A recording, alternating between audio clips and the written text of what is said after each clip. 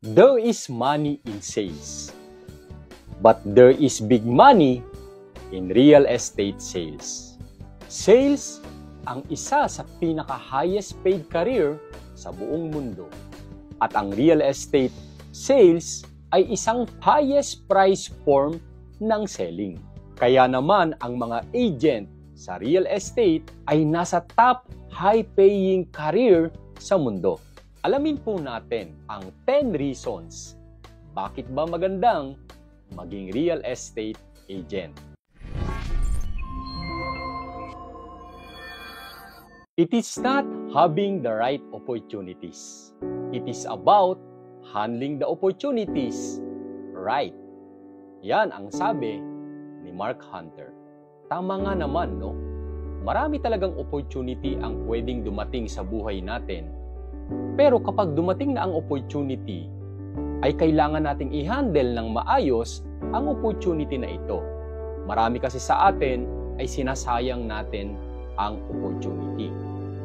Kapag dumating ang opportunity sa iyo, maybe kagaya ng isi-share ko sa inyo ngayon, ang mga reasons bakit magandang mag-real estate agent, ang real estate career, ay pwede mo itong i-consider bilang isang opportunity at i-grab ang opportunity na ito. Number 1 reason bakit magandang mag-real estate agent ay ang huge housing demand sa Pilipinas. Marami ang ating housing demand dahil ang laki ng housing backlog sa Pilipinas, especially po sa affordable housing category. Sa kasalukuyan ay more than 6 million units ang housing backlog. At pag sinabing backlog, ito yung behind na demand. Hindi pa po kasama ang mga current demand. Kaya napakalaki ng opportunity sa real estate. In fact, kapag hindi po na-address ng both private at government ang pabahay, ang housing project, ay lolobo pa po ito by year 2030 ng more than double sa housing demand.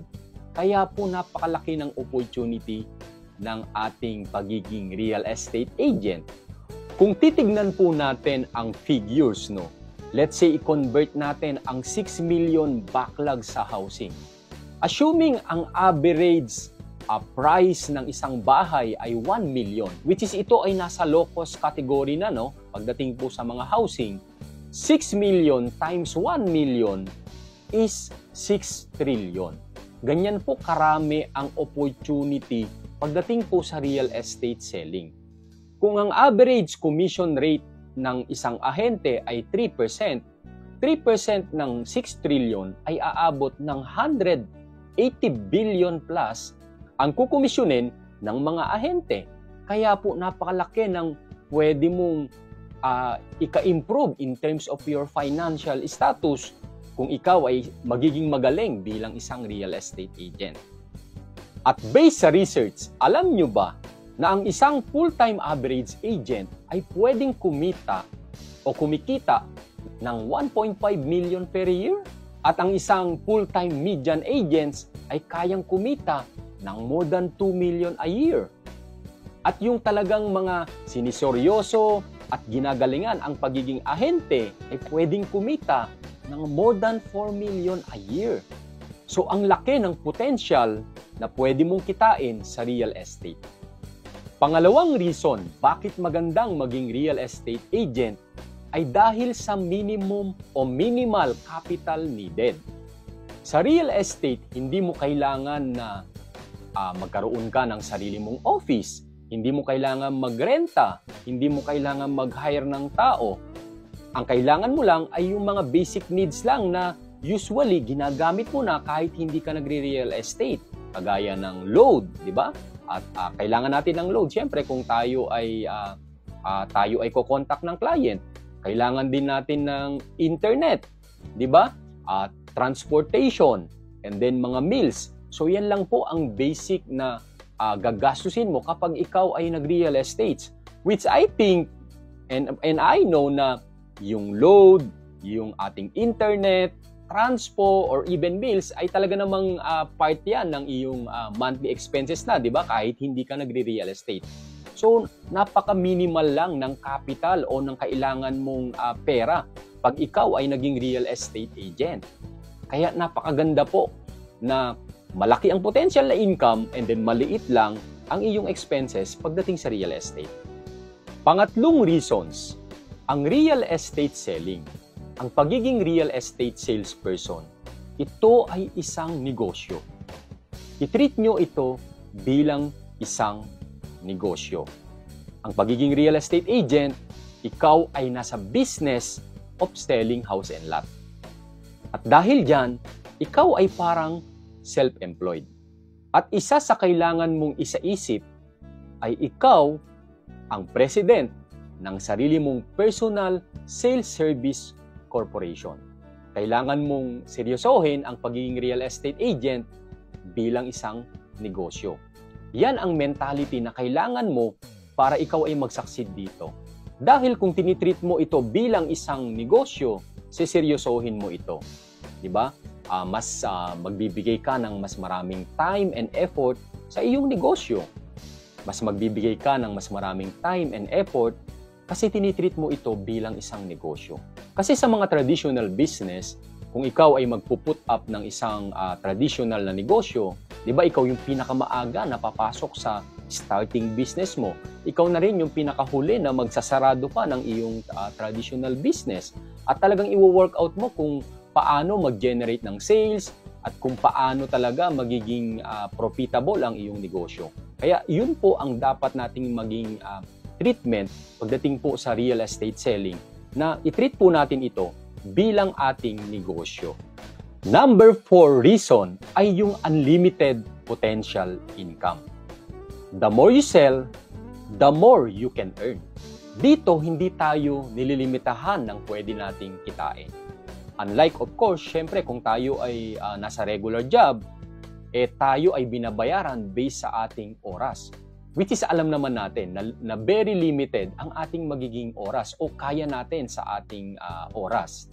Syempre, limited din ang ating income kapag dating sa ating trabaho. Pero kung tayo ay nasa selling, kagaya ng pagiging real estate salesperson, walang limit ang pwede mong kitain. Kasi the more you sell, the more you can earn, di ba? Mas marami kang mabebenta, which is wala namang maglilimit sa'yo kung ilan yung mabebenta mo, mas marami kang pwedeng kitain.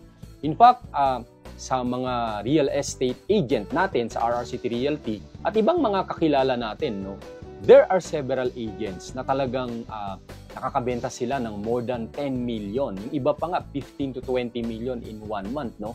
Kaya napakalaki nung kanila talagang pwedeng komisyonin pagdating sa pagbebenta. Number 5 na reason ay yung pagkakaroon ng time freedom. Pag sinabi nating time freedom, hindi naman ito yung time freedom na wala ka nang gagawin kapag ikaw ay naging real estate agent or real estate salesperson, no? Ang ibig ko sabihin dito ay yung pagkakaroon mo ng flexible time na kung saan pwede mong maialat sa iyong family. Especially kung halimbawa ay mga occasions ng iyong asawa, ng iyong anak, o bawat membro ng iyong immediate family ay pwede ka, di ba? O available ka. Unlike kung tayo ay nasa ating trabaho, minsan pahirapan din yung tayo ay magli-leave, di ba? Unlike kapag ikaw ay isang salesperson or ahente, kahit nasa bakasyon ka, pwede kang mag-check from time to time kung meron bang nag-inquire o kung meron ka bang mga client na kausap. Diba? You can just phone call or video call. So, ganun ka-flexi ang time mo sa real estate. Kaya, yung mga importante sa buhay ng ating pamilya, talaga namang magagawa natin kung tayo ay nasa real estate bilang isang ahente. Number 6, yung mga awards and recognition. Alam nyo, ito yung isa sa pinaka-rewarding din sa career sa real estate, no? Na kung saan tayo ay nagkakaroon ng incentives and then nagkakaroon tayo ng awards, recognition sa ating mga accomplishments sa real estate. In fact, sa RRCT Realty, marami na tayong qualifications in terms of sa travel incentives, kagaya ng local travel. So, we get to enjoy for free yung travel incentives ng developer sa local And even sa international, no, tayo, we experience, no, na makatravel tayo ng Taiwan and then Australia dahil din sa ating mga rewards doon sa mga travel incentives na binigay ng mga developer. So yun po yung isang kagandahan kapag dating po sa real estate, no. At ganun din syempre yung ma-recognize yung ating pinagpaguran, masama tayo sa mga top 10, no, top 10 na realty or even sa ating mga agents, top 10 agents o top 10 team leader, ay napaka-fulfilling yan sa part ng isang real estate salesperson. Kasi yung pinaghirapan mo ng buong taon, talaga namang ma-experience mo na ikaw ay ma-recognize bilang isa sa mga top seller ng particular developer, no, na ating mga binebenta. Number 7, ito yung association mo with highly motivated people. Ang mga nasa sales ay talaga namang self-driven yan, no? Yan yung mga tao na merong big dreams. Ito yung mga tao na talaga namang very highly motivated, very determined kasi meron silang gustong ma-accomplish. Marami silang goals, marami silang dreams na gustong matupad sa buhay. Maybe sa kanilang sarili or karamihan ay syempre sa kanilang pamilya. Or maybe yung basic dreams like pagkakaroon ng sariling bahay, pagkakaroon ng sariling sasakyan, mga investments. Kaya yung mga nasa sales talaga ay very highly motivated people. Kaya dito, tayo ay nagtutulungan, tayo ay naglilip ng ating mga kapwa ahente na kung saan syempre mas ini-encourage natin silang mangarap, di ba? Mas mag-set pa ng mas mataas na pangarap para yun ang kanilang maging reasons para masipagan pa nila, di ba? Dito sa real estate. Kaya sa real estate, talaga namang makikita mo yung mga big dreamers dito sa industry na ito. Number 8 reason bakit magandang mag-real estate agent ay you get to meet a lot of people. Bilang isang ahente, dahil tayo ay constantly na naghahanap tayo ng ating magiging kliyente, ng ating matutulungan ng mga first-time home buyer sa kanilang pag-achieve ng kanilang dream home, iba-iba ang ating mga mamimit na clients. Iba-ibang professions, may mga OFWs, mga locally employed, iba-ibang career, at yun yung mga mamimit natin day-to-day, either through chats, either face-to-face later on kung sila ay mag-check na ng actual na unit. Yun ang kagandahan dito, no? Mamimit mo yung iba-ibang tao, iba-ibang career, iba-ibang work. So mas magiging wider yung pagkakakilala mo sa iba-ibang clients, no? Na kung saan yung iba talaga namang magiging connections mo na din, no? Talaga namang yung iba ay magiging friends mo na din at magiging part na din ng iyong network. Kaya ito po yung kagandahan kapag tayo ay nasa sales, no? Na araw-araw meron tayong nami-meet na iba-ibang klase ng tao. Number 9 ay masasabi ko ang free mentorship. Pagdating sa real estate, libre ang coaching, libre ang training. So meron tayong mga Zoom training, may mga face-to-face training tayo para ma-hone ang iyong skills, ang iyong mindset para ikaw ay ma-ready, 'di ba, sa pagiging real estate agent mo. At constantly tayo ay nag-i-improve din sa pag-attend din natin ng iba-ibang training na kung saan ay pwede nating ma-impart sa ating mga agents yung ating natutunan pagdating sa mga seminars na inattend natin and mga training din na inattend natin. Kaya yung mga basic training ay pinoprovide natin yan sa ating mga ahente at yung ibang mga necessary skills na pwede nating i-share sa ating mga agents ay ginagawa natin yan sa real estate, no?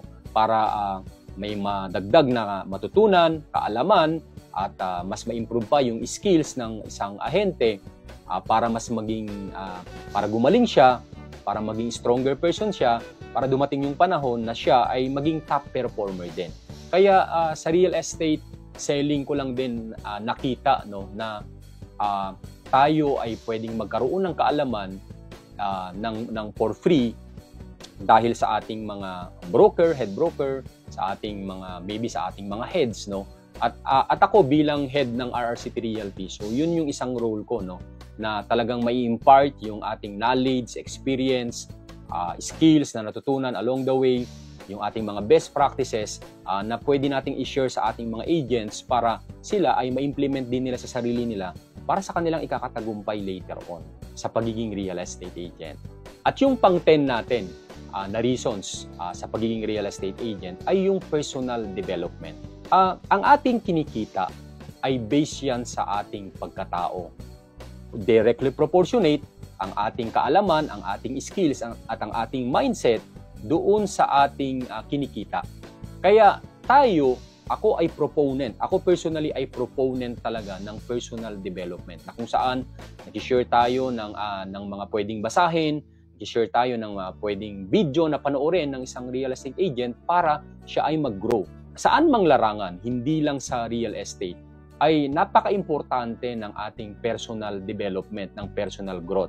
The more we learn, the more we can earn. Mas mabilis mong matutunan yung mga bagay-bagay at mas mabilis mong hinangin yung mind, di ba? Mas magkakaroon ka ng mga ideas, mas magkakaroon ka ng mga ibang way of thinking na kung saan ay makakatulong sa iyo o makaka-contribute sa iyo sa iyong kakatagumpay sa real estate. Kaya napaka-importante nung personal development na pwedeng ito yung ma-experience mo kapag ikaw ay naging real estate agent. So yan ang 10 reasons bakit magandang maging real estate agent.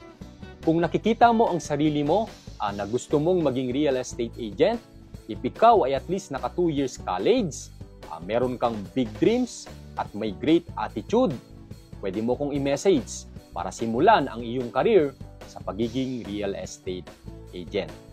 Dahil sa RR City Realty, mga dreams mo'y gawin nating reality.